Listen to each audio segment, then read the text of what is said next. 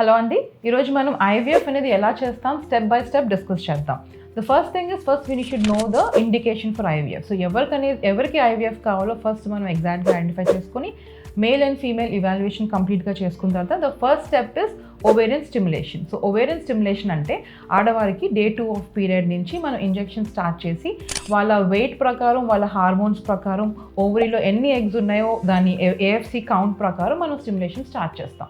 ఈ స్టిమ్యులేషన్ అనేది 10 to 12 days వరకు జరుగుతుంది.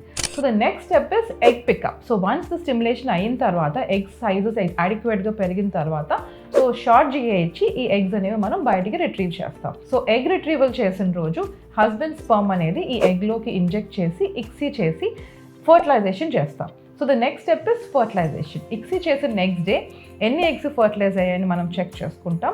The next step is embryo formation. అంటే 5వ రోజు వరకు మనం వెయిట్ చేసి ఈ ఎగ్ అండ్ స్పర్మ్ కలిపిన తర్వాత ఎంబ్రియోస్ ఎలా ఫామ్ అయ్యో చూసుకొని ఆ ఎంబ్రియోస్ మనం ఫ్రీజ్ చేసుకుంటాం. Then the next step is uterine preparation. So once these embryos are frozen మీ యూట్రస్ని మనం ప్రిపేర్ చేసి ఈ ఎంబ్రియోస్ని యూట్రస్ లోపలికి ఇంప్లాంట్ చేస్తాం.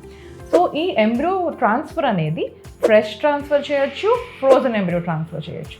ఫ్రెష్ ట్రాన్స్ఫర్ అంటే it will be done in the same month when the stimulation is done. Frozen embryo transfer అంటే ఈ ఎంబ్రియోస్ వన్స్ మనకి ఫామ్ అయిన తర్వాత ఫ్రీజ్ చేసుకొని నెక్స్ట్ మంత్ మళ్ళీ మనం యూట్రస్ని ప్రిపేర్ చేసుకొని ఈ ఎంబ్రియోస్ అనేవి యూట్రస్ లోపలికి ట్రాన్స్ఫర్ చేస్తాం. So one thing is stimulation, fertilization, embryo formation and implant.